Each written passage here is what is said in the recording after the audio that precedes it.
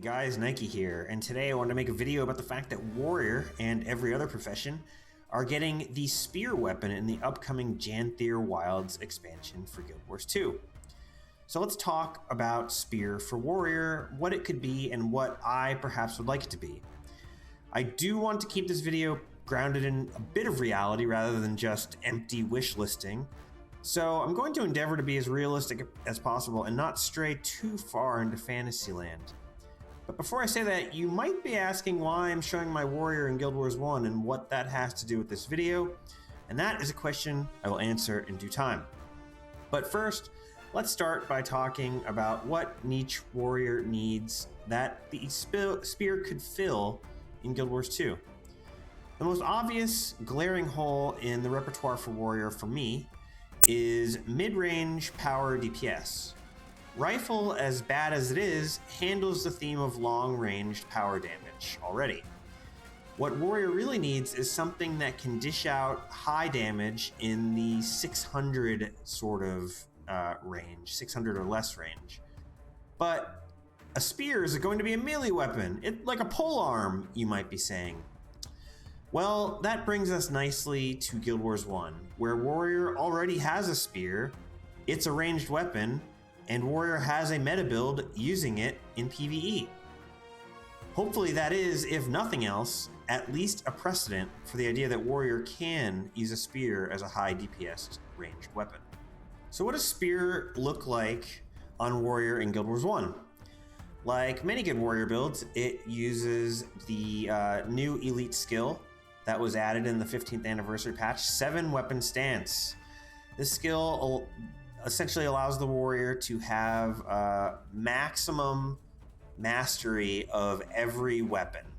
And it can get all the way up to level 20 spear mastery, which makes it even higher than what a Paragon can usually get.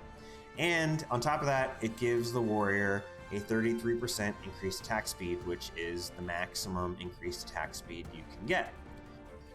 So it essentially takes advantage of Warrior's ability to build up a lot of adrenaline and the ability to spam adrenaline-fueled skills that normally would require a Paragon a lot of buildup.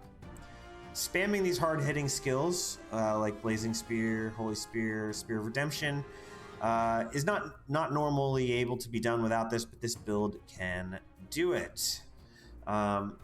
What it allows the build to do is have a very high single target damage that it's actually able to sustain. Obviously the build is super single target focused, doesn't have any built-in cleave, doesn't have any built-in AoEs, so it is very single target focused, but it is very good at that. So let me show you what it sort of looks like on the DPS column.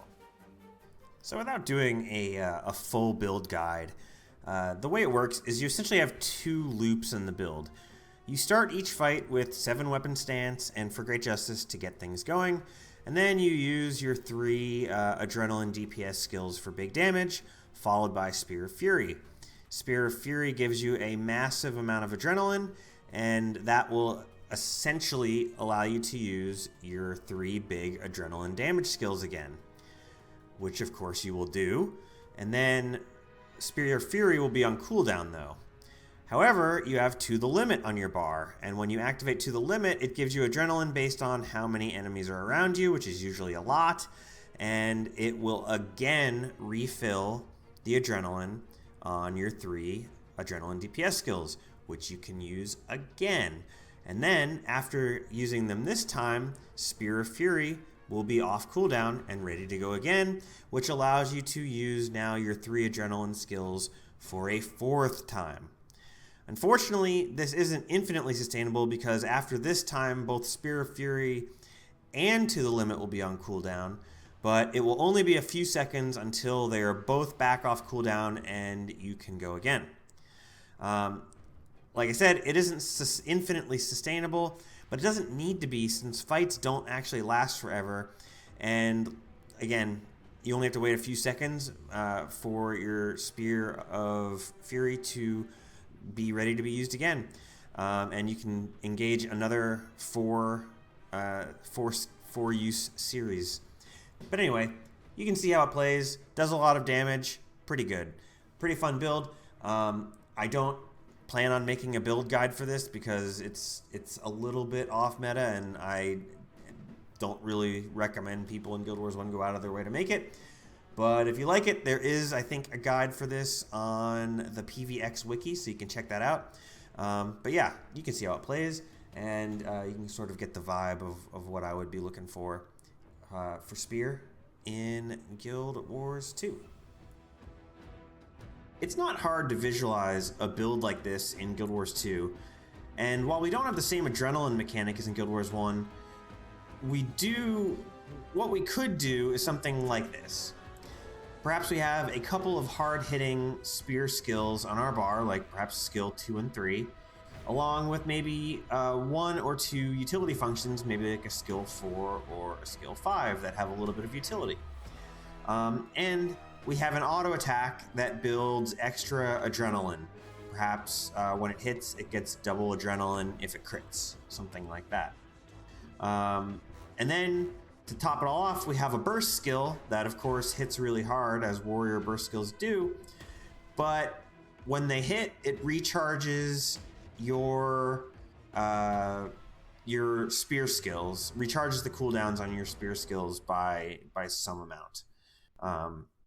And so the gameplay loop that you could see, is building up adrenaline with your autos, then using your hard-hitting spear DPS skills, then firing off your burst skill to recharge the hard-hitting DPS skills, and then getting to use them again for this big boom, boom, boom burst.